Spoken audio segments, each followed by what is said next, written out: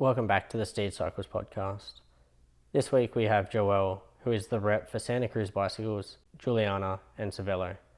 Don't worry, we don't talk about the supply chain crisis, but we take a much more refreshing look at the way she has built her life and career in BC and the cycling industry. Enjoy your listen.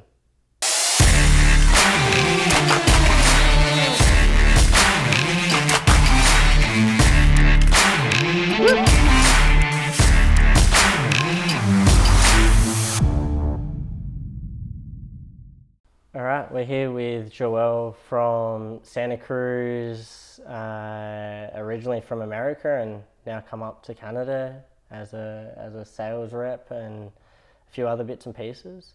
Welcome to the podcast, Joele. Thanks for having me. So I guess first thing, what brought you to Canada? So I moved to Canada to go to university at UVic. Okay. Yeah. And what did you study at UVic? I double majored in English and women's studies and minored in business. Interesting. The whole women's study thing is going to be a perfect point for later on. I've got an interesting point that I've wanted to talk to people like yourself about in the way with, and I hate using the term women in sport because women are in sport generally, but it's a whole nother topic we'll talk about a bit later on. And you're currently working for Santa Cruz, for Cervelo, as a rep? Yeah. Is that correct? So I am the territory manager or sales rep for Juliana, Santa Cruz, and Cervelo Cycles. Awesome. So where did your journey in cycling start? Because I know there's a few different stories racing-wise and things like that. And obviously that's where it started before the industry, or were you in the industry before you started cycling? So I did not grow up riding bikes. I had a bike, I rode it around, but I didn't grow up mountain biking. And then when I moved to Victoria to go to university, one of my boyfriends in university was a cross-country racer. Mm-hmm. I fed at a couple of his race events, and that was the opposite of fun, staying in a pit. And yep. So I bought a bike so that at least I could go ride the course or go do different things. And then it kind of became a challenge to start racing. And so I bought my first bike in February, and then in June of that same year raced at like a sport level, a Canada Cup out in Panorama. And that was the first race I ever did. So how long have you been in Canada for? So I moved to Canada last year was the anniversary for me where I have now spent more time of my life in Canada than I did in the US. Okay. So I've been up here it'll be 19 years this August. Oh, wow. Okay. Yeah, which also dates myself. Yeah, actually, when I asked that question, I was like, oh, that people are going to do the maths here, and that's not a great start. But no, that's impressive that you've been up here that long, and I guess pretty much riding for the majority of the time up here with that side of things. Yeah, so I started riding. I guess I bought my first bike just before I turned 19. Mm-hmm. And then as far as the industry and the jobs go, I graduated from university, and I did my degree in 3 years instead of 4. And I was really struggling with burnout. I really didn't know what I wanted to do. It's not like a degree in English and women's studies gives you a clear career path. Yeah, it's a pretty blurred line. I went home for 2 to 3 weeks to try to decide what I was going to do. And I was sitting with my parents one morning having coffee, and we were talking, and my mom's like, well, what do you want to do? Like, when you get up every morning, what do you want to do? I was like, well, I just want to ride my bike and race for a couple of years and see. And my stepdad chimes in, and he's like, well, you should just do that. Go back where your community is, go apply at a bike shop, work at a bike shop for a few years, and maybe you decide that you really like the industry and you'll be a sales rep or something like that. Like, you'd be great at being a sales rep. You can talk to anybody. Yeah. And that was very fortuitous, or very, that's essentially what ended up happening. So I graduated, I ended up getting a job at a bike shop in Victoria. I moved to a different shop a few months later, Steed Cycles, and managed that for right about 5 years. Yeah, wow. And during that time, I was working with Shimano for events, doing as field staff. So I would go to like events like Crankworks and stand under a tent and talk to people about product and answer questions. And so from there, Elodie Brown, who was the Shimano rep at the time, hired me to be her sub rep for Shimano, Marin, and then eventually Swagman Racks and Pearl Izumi. Yeah, wow. So going back to being very unsure about the industry and unsure about where you wanted to go with your degrees and things like that, I guess, was it a pretty smooth transition from that shop life into the rep life with Elodie and people like that, or how did that transfer? So, it seemed like a really natural progression at the time, and I didn't really give a lot of thought to it. Mm-hmm. I'd worked with Elodie at various events, and she had been super supportive. Like, she was the Shimano rep that serviced the store that I worked at. Mm-hmm. And she'd always been super supportive of my role in that store. But looking back on that time now, and having moved away from that role, working under Elodie, to working for Cervelo, and then eventually Cervelo, Juliana and Santa Cruz, I was really fortunate at the start of my career to have a pretty significant number of women in leadership roles within the industry. Yeah. So whether it was some of the, female shop owners in the industry that I was working with, either when you'll have to fix this.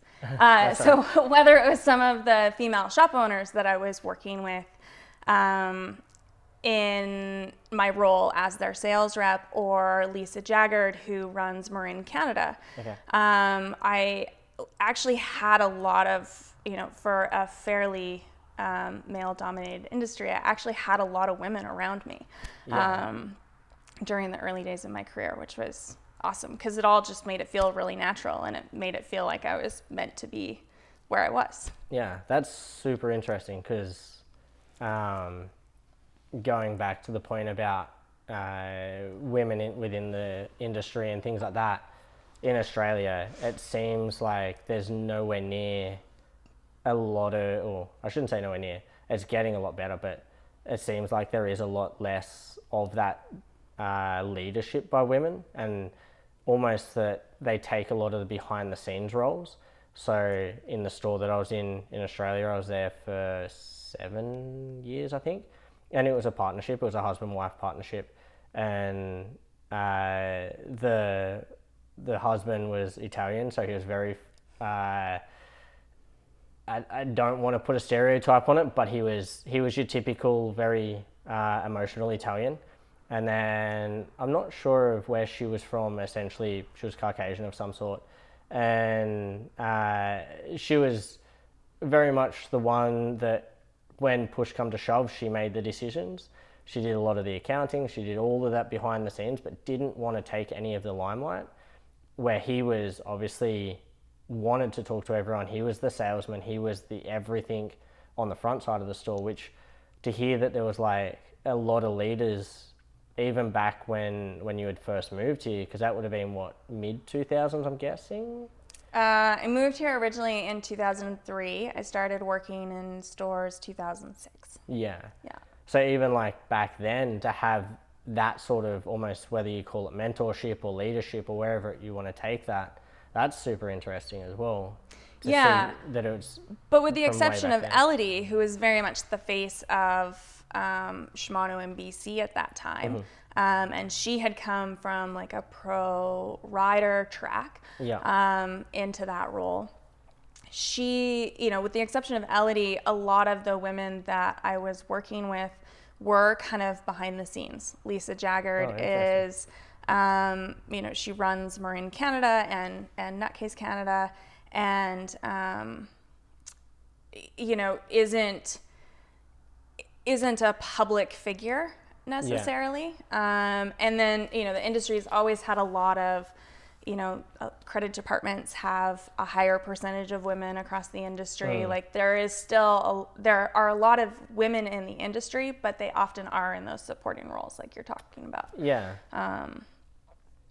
Interesting that the way that, I don't know, I didn't expect it to go that far back where you would still see the amount of people or the amount of women in that side of things. Yeah, I think it's really neat when you look back at the history of, whether it's BC bike shops or BC industry, like there is I've never worked in the industry outside of BC, so I don't know what it looks like elsewhere necessarily, but in BC, we are lucky to have a lot of great female bike shop owners. Yeah. And then within the industry, there are, women in leadership roles, marketing roles in a lot of different places. So. Yeah, it's even just bunch rides and group rides and customers coming into the store. It seems like there's so many more women within the industry and the sport in BC than it is, especially back home in Sydney.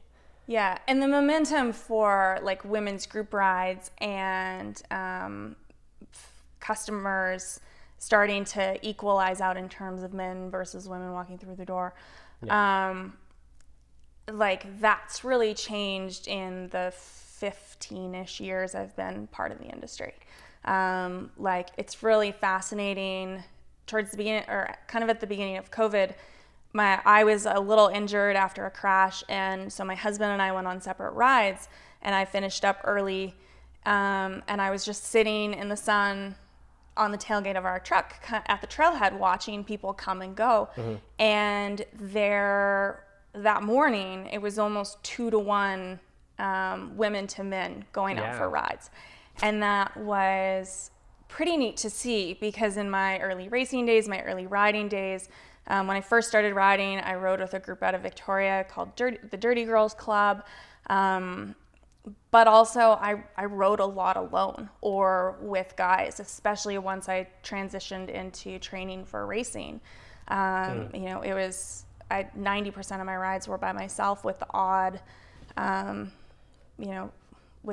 training camp that was with some other women. But it was definitely, I think, the women's participation in the sport has increased so drastically in the last 5 years.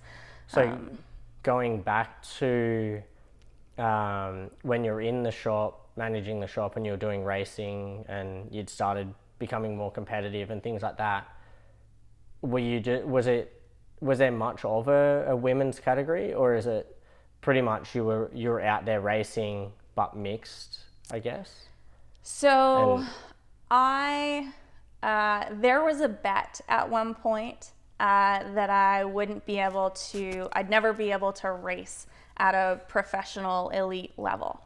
And so I was very motivated to move up through sport. I can't remember all the levels at that time, but it was like, sport and then expert and then elite. Yeah. Also, sport and expert races were at like 8:00 in the morning, and I really like my coffee and to like ease into the day. And classic cyclist. Racing at 8:00 in the morning was not good for me. So, I pushed my way through those ranks pretty quickly, but also that was possible because there weren't a ton of women racing. I've always lived on the island, and so there is a little bit, like there's a decent community of women that raced the Island Cups at that time, but definitely, there'd be a handful of women to a full category of men. Yeah, with the exception of then races like Testa Metal and NIMBY 50 once that started, where you'd have bigger fields. Categories, yeah. So going back to that bet, tell me more about that bet, because I didn't know about this bet, and I've asked a few different people for stories and things like that, and no one's talked about this bet yet. So where did that come from? So that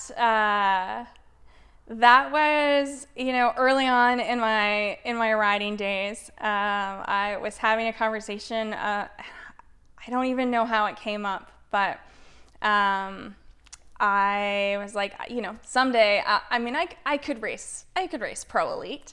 And whoever I was talking to, or the person I was talking to, was like, no, you can't. Like, I don't know. I don't think it'll happen. You don't have the discipline or whatever it was. And the best thing to get me to do something is to tell me that I can't do it. Yeah. And so I said, yeah, like, no, I'll race. I'm gonna go for this and do this. And then from that point, because I know you've done quite well at certain races, and you can sort of talk about those in a sec, but how long did it take you to complete that bet? That probably happened in sometime around 2006. Okay. Right when I graduated university was probably when that conversation happened. And by 2009, I was racing elite. And 2009, I was like kind of the best season that I had, where I was racing Canada Cups, and got a couple top fives, and won BC provincials and the provincial overall for the cross country series. And then so that was about 2 years ish. No, interesting. As I say, I've spoken to a few different people recently. Obviously, as you get people on, you got to ask for stories and things like that, and no one had mentioned that. So that's a little fun fact for sure. And then you also do a lot of you did a lot of single speed from memory? Yeah, so after 2000, I'm trying to think now, so 2008, 2008, I think it was, my husband and I decided with a couple buddies to go down to single speed cyclocross worlds in Portland. Okay. Yeah. It had happened the prior year before. It looked like just a ridiculous weekend on bikes. So we decided to go down. I had never ridden a single speed. We took my geared race bike and turned it into like a very questionable single speed. Yeah. Like it did legitimately only have one speed. The question was whether it was going to stay in that gear. Yeah. And we raced, and it's such chaos, and it's only about the winners. If you're not first, you're just another loser like everyone else. On those weekends. And so, but I was like top 5, but my husband won the men's race. Oh, wow. And so it was quite a surprise. And so he won, and then, so the next year we felt like we had to go back, and he had to defend his title. And then he won again. And so then we're like, okay, well, I guess we have to go back again. Yeah. And so he won 3 years in a row, and we kept going back, and then eventually we went to the San Francisco race, and he did not win that race. Okay. But by that point, I was pretty sold on single speed racing, and I was that was a couple years, that would have been like 2011, the San Francisco race, and I was not having fun racing, at least cross. By that time, I was starting to be a sales rep, and the fall is always really, really busy. And so kind of 2011, 2012, 2013, I stopped having as much fun, and one day I had a mechanical in a race and I grabbed my pit bike, which was by then a dedicated single speed because I'd upgraded. Yes. And the second half of that race, I had so much fun. And after that, I just decided to kind of only race single speed. So now over the last few years, for cross at least, I mostly just race single speed, and there's no single speed category for women in BC. So usually it's just in the mix with the elite field. But yeah. No, that's crazy. Like I didn't realize Drew had won that many in a row. I knew he had done well, but I didn't know that there was that many in a row as well. Yeah. And then he brought that to the island, did he not? Yeah. So then 2018, I think. So Drew's organized Cross on the Rock races for quite a long time, for quite a few years in Victoria. And so then in 2018, I think it was, 2017. What is time these days? It doesn't count anymore. Anyways, he, around that time, he and a couple guys from Victoria went to Louisville to try to win the rights to host Single Speed Worlds. Okay. And I was in the middle of bridging visas at that point, or bridging from visa to permanent residency, so I couldn't leave the country, so I didn't get to go, which... And so they won the rights to host it in Victoria, and so they put on a super fun, so much work. I don't think I've ever been that tired in my life. And then Monday morning, when we had to do course cleanup, I was on a conference call, very hungover. Yeah. Presenting, and this was kind of pre-Zoom adoption, so I was just on the phone, presenting marketing initiatives that I'd done while picking up blown up water balloons out of grass, which is possibly the worst cleanup chore. Oh, I bet. Especially when hungover, because your head's downwards and it's very uncomfortable. But it was a super fun weekend, and it was really fun to show off Victoria as the city and the cross community on the island and in BC as a whole. And that was a really fun weekend overall. No, awesome. Yeah, and it coming from Australia, cross isn't really a thing. They try and make it a thing, but it's not. Like, I've seen them get fire trucks out to hose down the course to make it wet enough to create a cross race. So to come here and then hear about all of these different cross events, and everyone's like, oh, why don't you race cross? Like, you race mountain bikes and you race crits and you do this and do that. And I'm like, I don't know if I can. And then you hear about like all these really cool events, and it's like, it sounds like a party more than a race. And like, especially the single speed cyclocross worlds are for sure more a party than a race. But cross in general has such a, it's been really fun over the last 10 years to watch cross grow in BC. And I think the reason for its success and its continued growth is the community that the style of racing and the day of racing kind of ends up creating. Also the fact that it's only half an hour to an hour 15 long, so when you finish, you're tired and you're cold and you're wet and you're ready for a beer or a tea or whatever, but you have a snack and you change and you get warm and you're not so tired and cramping and such a hot mess that you can't stick around and watch other people. Yeah, exactly. One of the big successes that Cross on the Rock has had over the years is introducing more and more kids and youth events. So families come out and it becomes this like whole day of just fun on bikes with, from kids on run bikes all the way up to professional athletes that are, racing at high levels and attending worlds later on in the season. Yeah. Yeah, no, it definitely seems like a really fun option, especially when the weather's not great. Yes. Yeah. And it's a lot easier to suffer for 45 to 60 minutes in the pissing rain than it is to suffer for 6 hours in the pissing rain on a training ride or whatever.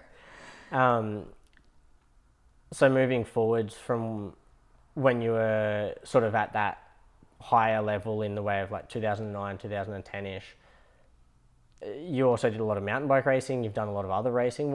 Where did you go from there? Like how, obviously you knocked it a lot back becoming a rep in the way of the personal side of things, but.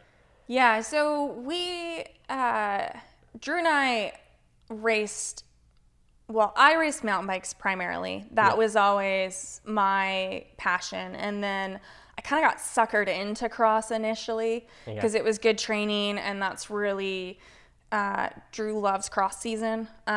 He has organized, when we lived in Victoria, he organized a midweek series for years with some close friends of his. And so those were always the two focuses. I did a little bit of road racing, but I am really terrible because I don't trust other people's wheels, which just gets you blown out the back really quickly. That gets you nowhere real quick, for sure. Yeah. But that was really my focus, and it really, I raced semi-seriously until, probably 2013, 2014, and then life just got busy. We owned a house. I became a sales rep. I took on more territory. When I first started repping, I had lots of time to kind of train and also be a sales rep because my territory was fairly small. It was just Vancouver Island and the Sunshine Coast. Oh, perfect. So I was never away from home for more than 2 nights. But then as my territory expanded and I took on parts of northern BC and the Kootenays and the Sea to Sky, all of a sudden I was on the road for 2+ weeks at a time. And the competitive outlet became the work to a certain extent. And I was just having more fun riding my bike. Yeah. And so, I still rode a lot back then. I still ride a lot now, but just the structured training started taking a back seat more and more. Yeah. They do say that with a lot of athletes, and I'm trying to piece together the timeline in my head age-wise, but they say a lot of super competitive athletes, once they hit that sort of 27, 28 age bracket, they really take this massive turn in the way of how serious their drive for their athlete side of things is compared to their drive and their motivation towards their career. Is that sort of, I'm guessing, about the same sort of time period? Yeah, that's roughly it. The other thing for me was I didn't have a lot of, I kind of hit a point where I wasn't good enough to be fully sponsored. Yeah. And a lot of Canadian athletes would bridge that by being part of a provincial team or, a national development team. But because I wasn't a Canadian citizen, there was nothing like that for me to work towards. Yeah, I don't know that fair. I would have ever been good enough to be part of that. But that avenue wasn't possible. Cross-country racing at that time was really, I don't want to say dying off, but it wasn't growing. And so there were fewer women at races, which isn't super inspiring to go to a race and line up with 2 or 3 other people. The BC Cup Series at that time was pretty disorganized, and it had kind of, since 2009, when it had been a bit more of a series, it had kind of every year dropped off a bit. They'd had some changes in who was running the series overall. And so it became more about adventure events like Testamental and stuff like that.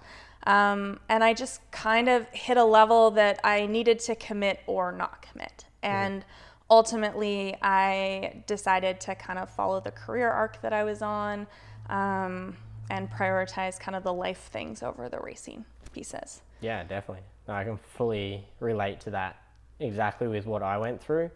It was sort of like, grew up racing motorcycles, did the downhill thing, then realized I got to a point with the downhill where I was either breaking myself or breaking the bike, and was never going to get to the point where I was going to be fully supported. Moved across to the like marathon cross country side of things because I realized the effort I was putting into the downhill equaled a much higher result in the cross country side of things, because it's obviously less, I don't want to take away from cross country riders, but it's less skills based and more effort based than what downhill riding is. So then like that happened, and then exactly the same thing. You just get to a point where you're like, I can't continue this, otherwise I'm going to end up in the ground. Like, so I can relate very much to that. Yeah, and you know, I went to U.S. Nationals for a few years, and I didn't have any sponsors that were supporting me at those races, and so they were tough events to just go to as a privateer. The first year that I went, there was one Canadian who I knew who worked for Schwalbe, and he was in the Schwalbe tent, and I begged him to feed me for the cross country race because I didn't have a feed. Yeah, wow. And I was trying to figure out, like, was I going to ride with a bunch of bottles, or how was I going to manage that? And then the next year I made my mom go with me. Yeah.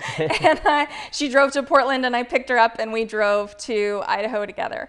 And she had never seen bike racing, had no idea what it was about, but that was the only way because Canadian Nationals at that time were at the same time. So Drew was off doing that. Yeah. That was kind of the only way that I could have support at those events. Yeah, for sure. And so, yeah, it was hard, and ultimately it wasn't what I wanted to be the focus anymore. The end goal. Yeah, but I mean, I still race, I put one number on this year.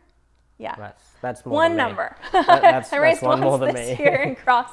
But up until COVID hit, I was still racing cross pretty regularly, and still really involved in the racing community. And then in 2021, I became a board member of Ride Like a Girl. Mm-hmm. And so that's a really fun way for me to engage with the younger racing community and still stay super involved, without necessarily having to put all of the hours on the bike. Yeah, and I guess you are still able to now give back to the community as much as you're within the industry and you're doing the sales side of things and all the rest of it. It takes away from, like, I'm trying to think how I would word it, but you're kind of taking rather than giving back to the community, almost in the same sense of, like, I look at it as the way I'm in the shop, and yes, I'm helping people get on bikes, and yes, I'm helping build a community within the store, but doing that almost volunteer-like side of things within, I guess, that stuff is it's almost satisfying, I guess. Yeah, like for years, because Drew's been so involved in putting on cross races and has helped with some of the Victoria Canada Cup events, and for 1 year he put on the Victoria Cycling Fest. Like, I've piggybacked a lot of my volunteer hours on the events that he does. Yeah. I've really, it's exhausting, but it's also really, really rewarding. Mm-hmm. And I've really liked that. And it's, for me as the supporting partner, it's awesome to not have to be the face of it all and be the key person. But the racing events that he's put on that I've kind of been a background support person, I've appreciated that for quite a few years that he's been doing that. And then the Ride Like a Girl over the last year has just been a really great way to connect with younger riders in so the Ride Like a Girl program is a mentorship program. So we match up professional racers with athletes between the ages of typically 14 to 18. Okay. And so we have 25, this year we had about 25 athletes in the program. And that's... And is that a BC thing, or is that an island thing, or where, like, what's the range of that? So that it's BC. Okay. So the Amber Zernhelt is our chair, and she also was one of the founders of the program. Mm-hmm. She's based out of Campbell River. Okay. Yep. Our board is based mostly Vancouver Island and really the Comox Valley, Campbell River area, mm-hmm. and Vancouver. But our athletes are all over BC. We have 3 in the kind of Kamloops, Vernon, Kelowna zone. When you talk athletes, you're talking the professional athletes? No, the girls? mentees or the girls, yeah. And then we have a couple girls out in Eastern BC as well. So, oh, sweet. And then Sea to Sky Corridor, Vancouver and the island. So it's really a kind of a cross-provincial program. Oh, wow. Overall, yeah. Yeah, I've seen like different things pop up on social media about that. I didn't realize you were like that heavily involved in it. Yeah. There's 7 of us on a board, or on the board. Mm-hmm. It's a full volunteer run board. And yeah, it's a really neat program. This year we were able to put on a few skills clinics with professional riders or professional coaches. For the girls, because of COVID, we were doing it regionally, and so there wasn't an opportunity to get all the girls physically together in one place. But then one of our board members, CJ Hendren of Gravity MTB in the Comox Valley, was organizing kind of from, I think, May to November, monthly mentor chats on Zoom, where we'd invite nutritionists or strength and conditioning coaches, or we had Catherine Pendrell towards the end of the season to come in and talk about experiences, answer questions for the girls, and kind of present on a specific topic. And that was really neat because it was also a way for all of the girls across the province to interact with one another. And when we were kind of doing our surveys at the end of the year and talking to the girls, the sense of community amongst the girls was a big takeaway for them. And something that they really enjoyed, to the extent that, one of their requests was to have more, more group rides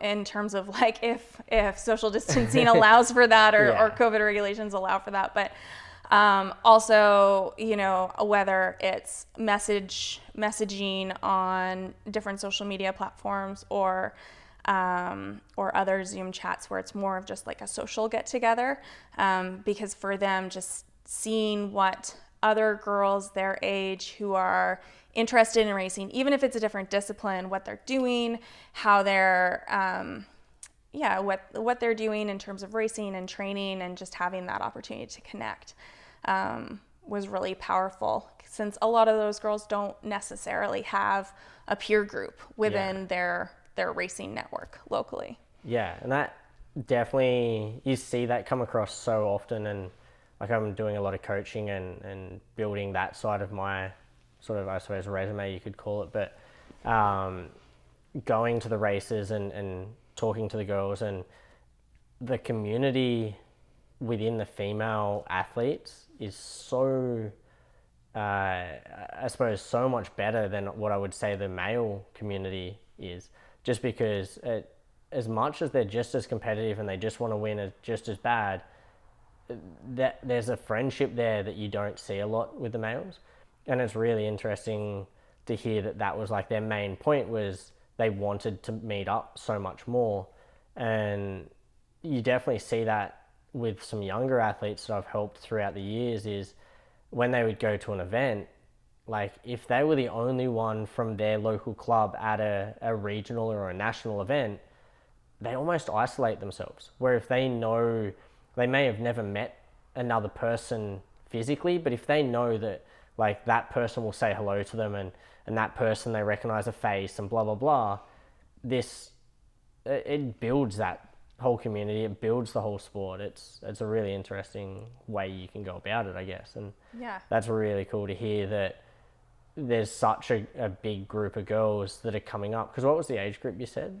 Most of the girls are between 14 and 18. Yeah, and like that's in male and female, but that's a pretty challenging period of life for all of them, and to be able to have that community built within their own life is so great.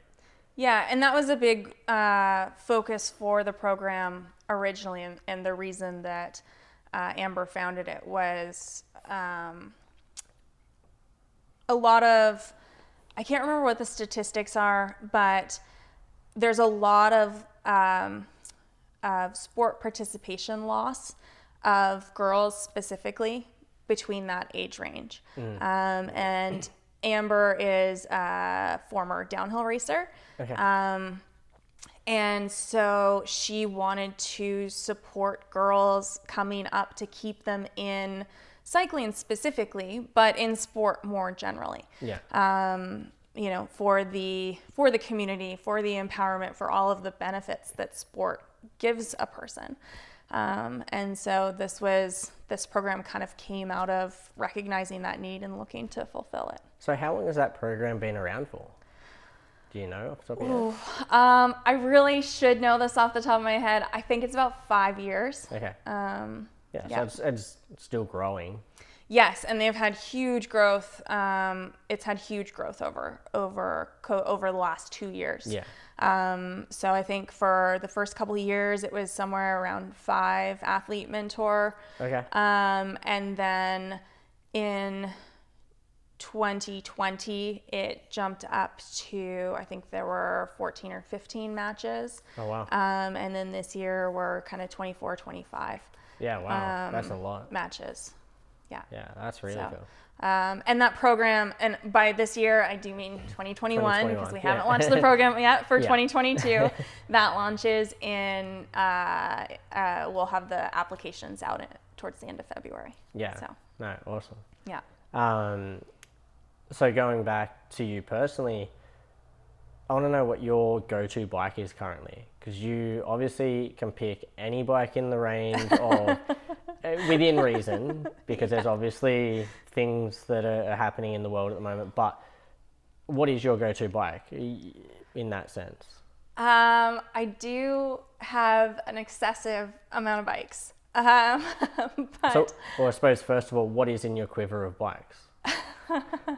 Where are you at? Where am I at right now? I have currently for mountain bikes. I have a Tallboy, a Maverick, and a hardtail. That's kind of my winter bike. And then on the drop bar side, I have an Aspero 5 that I actually haven't built up yet. So it's not technically a bike currently. It's just a really beautiful frame on our garage wall. And a Juliana Quincy. And then I also have an older 333 Fab single speed. But it has canty, so really at this stage, it's been downgraded to basically a wall hanging bike. Yeah. And then I have a Jackal as well. Oh, so, sweet. Yeah. But my go-to bike is definitely my Maverick. It's the best all-around bike. It's the bike that I take on all of my road trips for repping, unless I'm going to a specific event or race. Yeah, interesting. That's the go-to. That's, I think, probably obviously between the Juliana and the Santa Cruz, obviously mixed. That would be probably our most top-selling bike, I would think. Yeah. Between that and the Hightower, within the story, especially for the North Shore, because it's that perfect balance of majority of people are climbing for over an hour if they're going to the top trails, so you don't want something that you're slugging all the way to the top, and then on the descents, the angles of those bikes are just insane. Yeah. even in the way of a tall boy, like we did the Triple Crown. When year did I use that? 2020, I did a Triple Crown on a tall boy, and I just put the bigger rotors and bigger, like when I say bigger wheels, bigger tires on there, and everything else was bone stock. It was a demo from you guys, and I couldn't believe the angles of that short travel bike, how well they worked on such crazy trails, and then getting onto the high tower is just such an amazing bike. I raced that at A-Line, I think, and it was quicker than what my Giant Rain was on A-Line as a comparison. It was pretty interesting. So I can fully agree with you on that bike as being one of the greatest bikes. And I really struggled to pick a favorite. I actually had to have a conversation earlier today about what was my go-to bike, because I knew this question was coming. And I really struggled to not pick my tall boy because I spend probably the most hours on that bike. Yeah. I tend to ride the tall boy in kind of the fall, winter, and spring, and then once kind of the bigger descents, bigger terrain opens up, I end up switching to my longer travel bike. But I also, the full disclosure is that I am switching to a Rubion this year. Oh, interesting. Because I'm really excited to try out MX wheels. Yeah. Before kind of a couple years ago, I had the Furtado, which is the 5010 equivalent, and I loved the playfulness of that bike. And so, I mean, I do have the benefit of trying all of the bikes, but I am really looking forward to testing out the Mullet MX wheel sizes. And I guess you obviously keep the tall boy in that sense, or are you getting rid of that as well? So yes, let's just say I'm keeping the tall. I also have a Wilder on order right now. Okay. So my tall boy is a couple years old. And with the introduction of the Wilder and Blur, I demoed one of those and forgot how much I like a very lightweight, very playful, throw it around kind of bike. Yeah. So we also, my husband and I moved up to the Comox Valley earlier this year, and I guess March of last year technically. But we have a lot of kind of tight, janky XC trails that are about a 5-minute ride from our house now. Okay. And that's like the go-to after work head clearing lap. Quick loop. And so the tall boy's super fun on it, but I think the Blur is gonna just be that little bit tighter wheelbase, a little bit steeper angles. And they still go so well. The year I did the tall boy, so I know it's the previous generation and they've changed ever so slightly, but that 2020 that I used the tall boy on the Triple Crown, Brandon and Kim did it on their Blurs. Yeah. And like, as much as they had the trail version, so the 110 mil travel, that's still crazy that they were able to handle that sort of stuff. They're a very capable bike.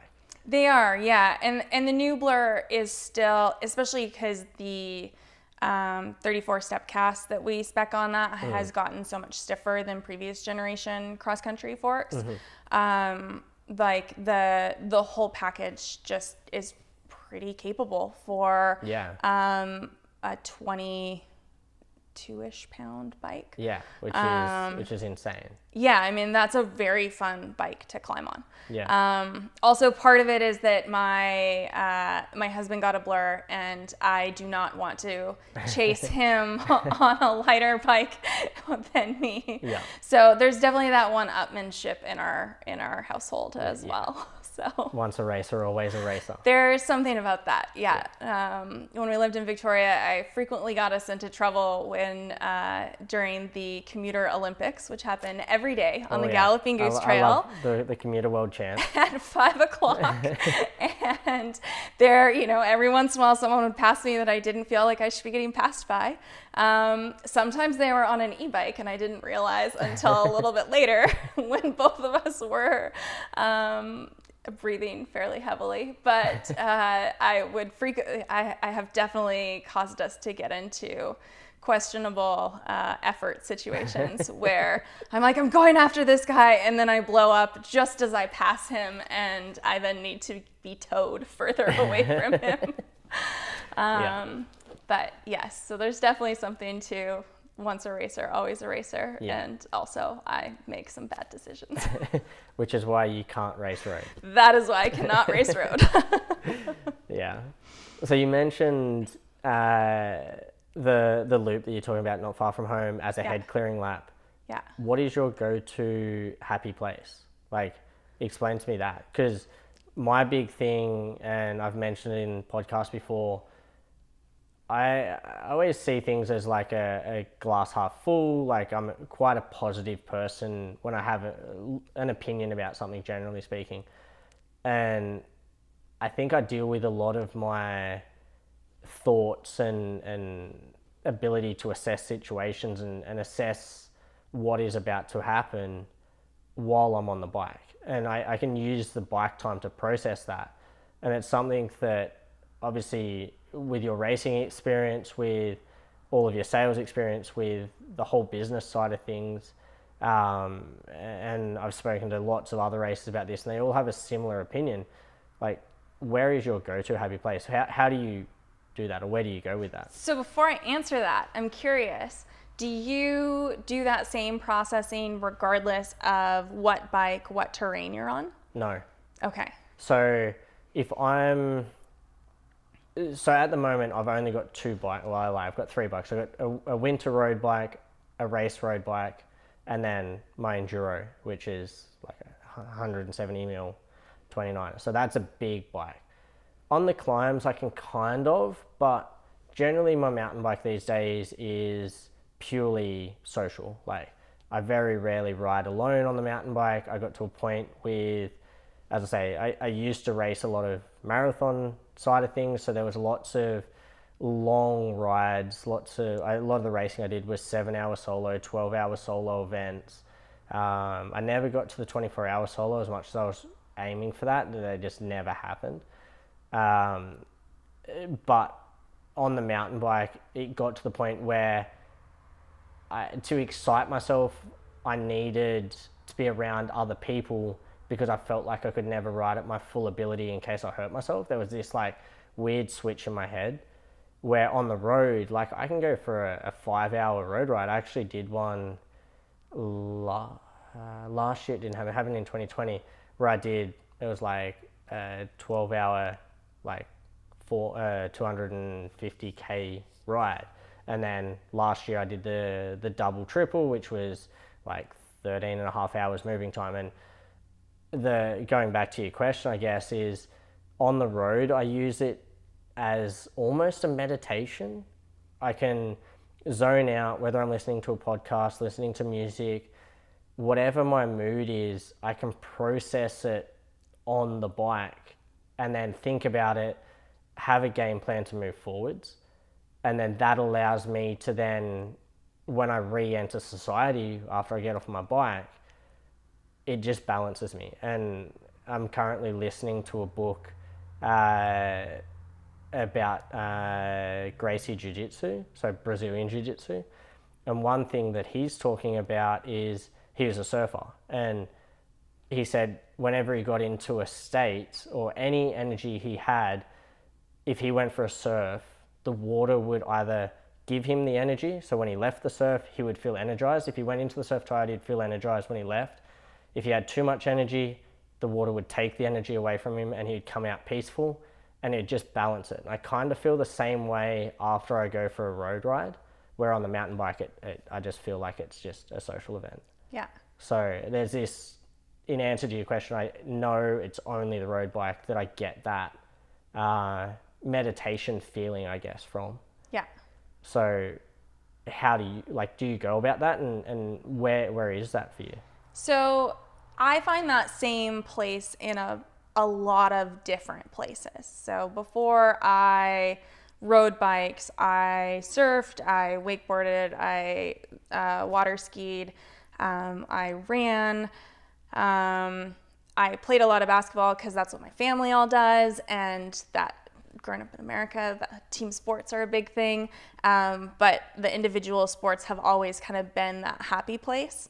I also cook a ton and I garden, and for me, that happy place is anywhere that I can be completely and 100% engaged in whatever it is I'm doing. And so whether it's it's, you know, the surfer that you're talking about, like it's that taking away all of the noise. And I think especially in this moment in history where we have phones and emails and or phones and computers, and there's so many things to listen to, and there's so much media to consume all the time. Like it's such a luxury to be able to just focus on one thing. On the bike, that usually happens when I lived in Victoria. There, you know, after whatever day of work had happened, I would road ride a lot more because the road riding in Victoria is beautiful. It was close to our house. It was really accessible. Now the road riding is still beautiful, but I have trails a kilometer from my house. But that is kind of the beauty of these, like, you know, there's hours and hours of janky, tight XC trails where there's nothing that's going to kill you unless you go down really hard on a tiny slippery route. But like there's nothing that's truly dangerous or big. There isn't that adrenaline. But to make all of these like testy little corners, you have to be focused and you have to be engaged in what you're doing, or you're going to screw it up, and then that means you're going to screw up the next 5 corners because you're off your rhythm. And that has become my new road riding, and there is zero adrenaline in it. And there's probably a little less fitness than the road riding, but it's that same effect of, you know, kind of quieting the rest of the day and kind of bringing focus in on one thing. And it is meditative. Like I'm terrible at sitting in one place, notoriously awful at it. Usually I'm doing 10 different things at once.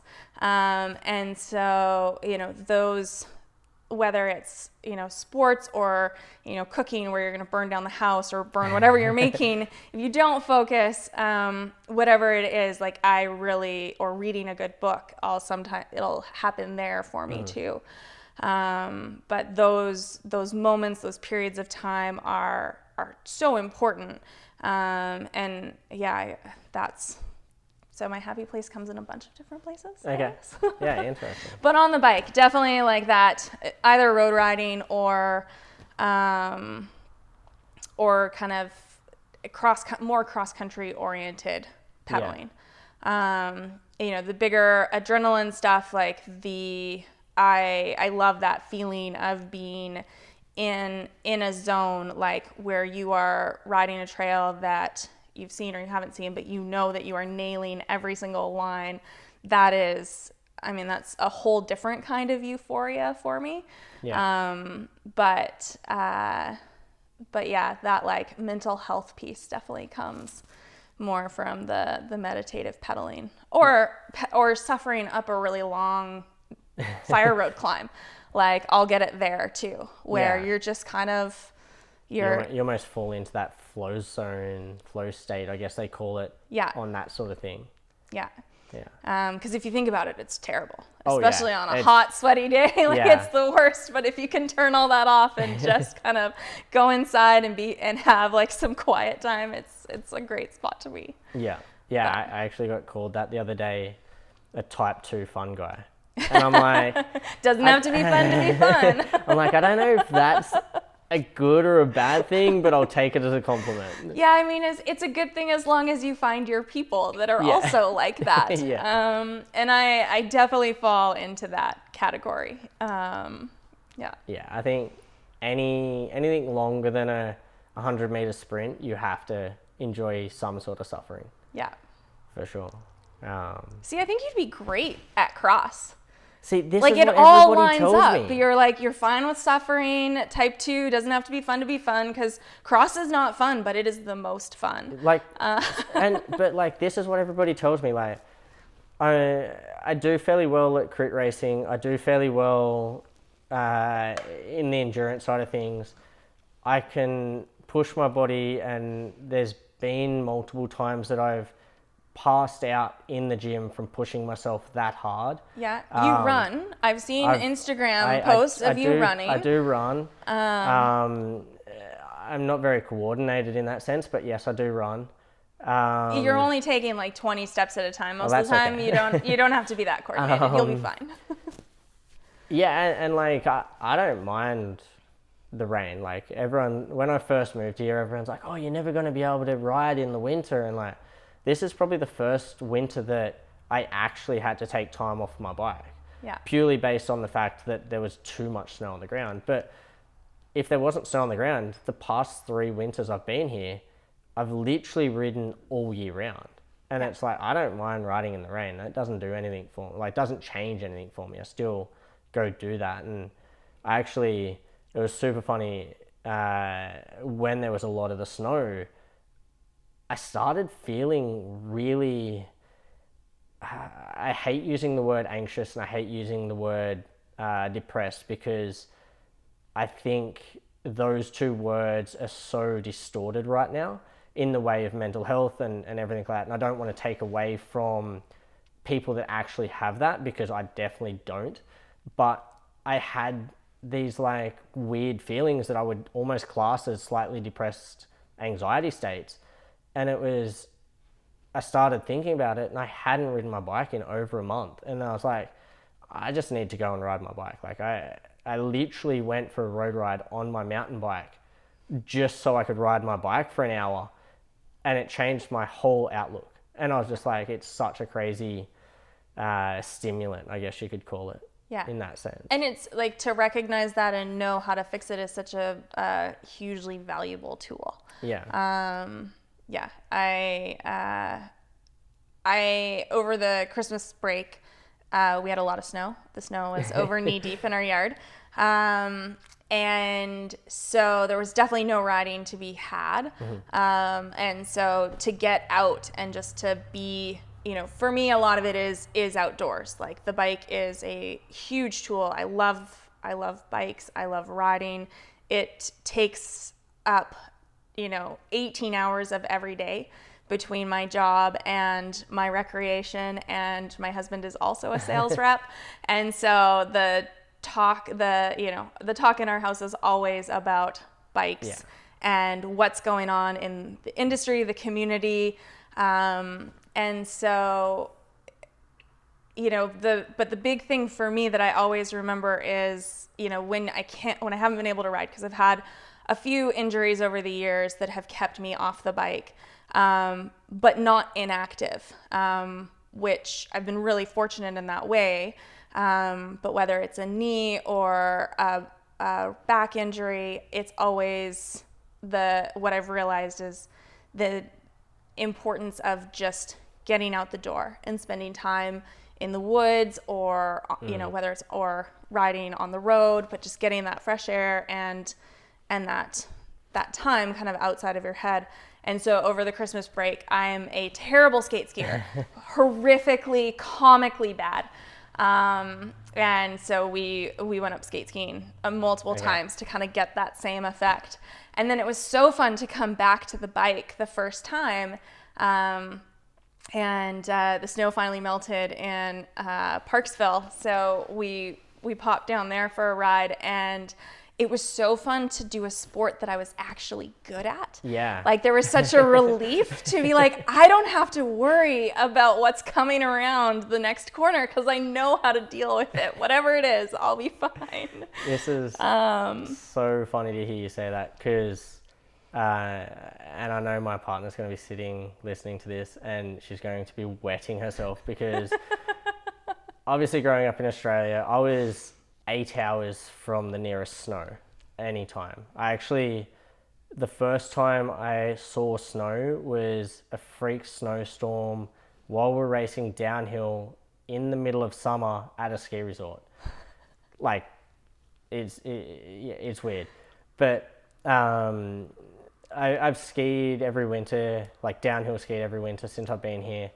And I feel like downhill skiing, you pick up quick enough that if you've got some sort of coordination, and with my cycling background, I understood everything pretty quickly.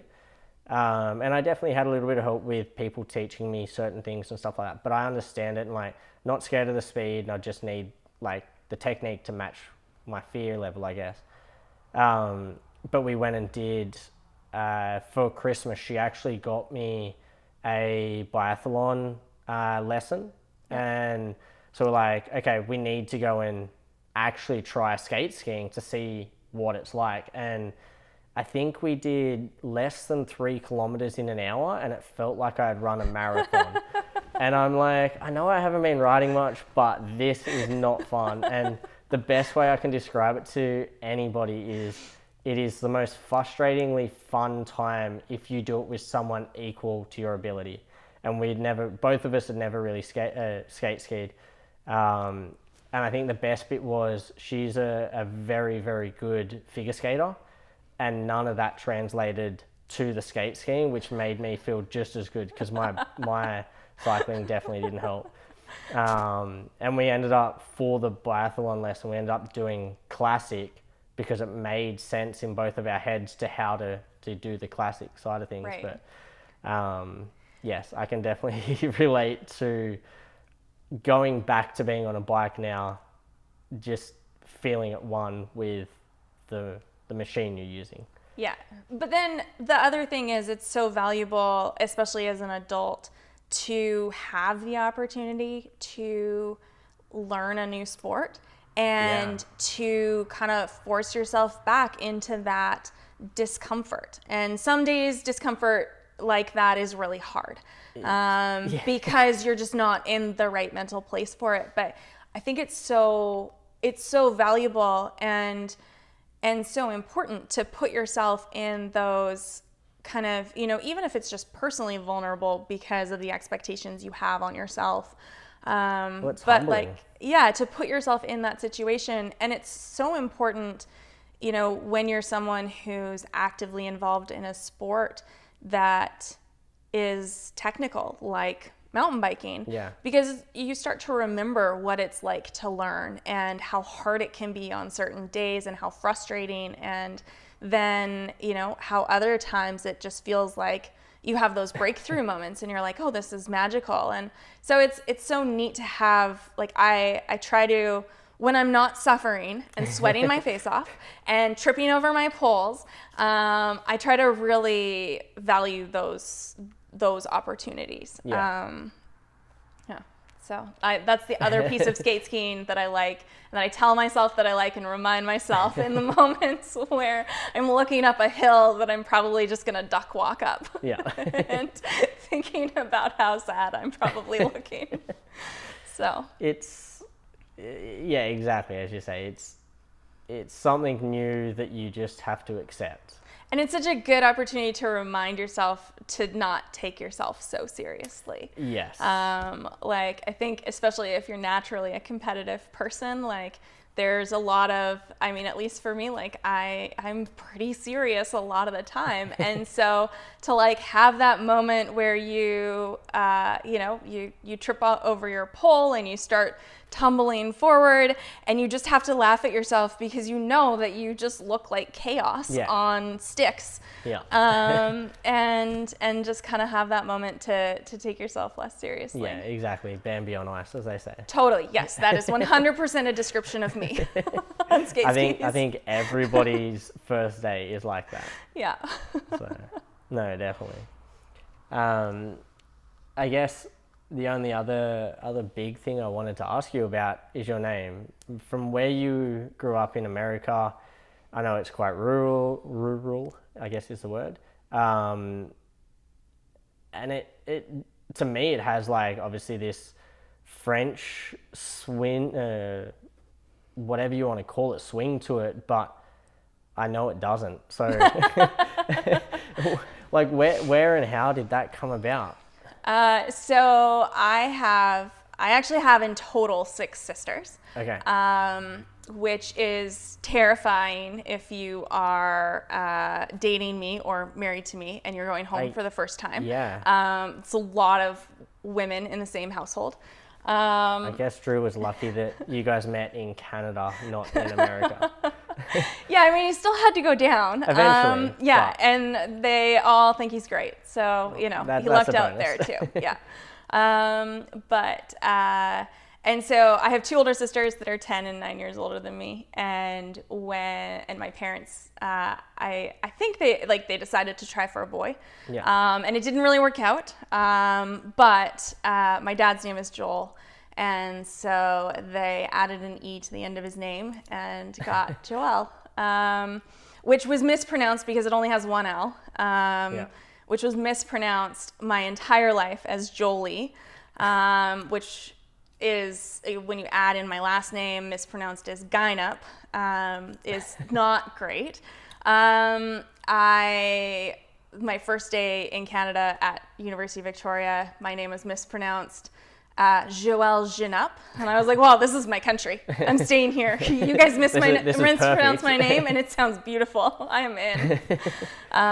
But yeah, so I was named after my dad, and I did grow up really rurally. I was his sidekick for a lot of years. My parents divorced when I was 3, and because my sisters were so much older, I was the only one in the house. Yeah. So on weeks that I was with my dad, we went fishing and we rode quads and did projects around the house, and You became his boy. yeah, I mean, it's as, kind of as close as he ever got, but Yeah. At least with the first round of daughters. So yeah. Very awesome. Well, we're pushed over an hour, which happened extremely fast. So thank you for coming all the way over from Comox, and yeah. Thanks for having me. Perfect.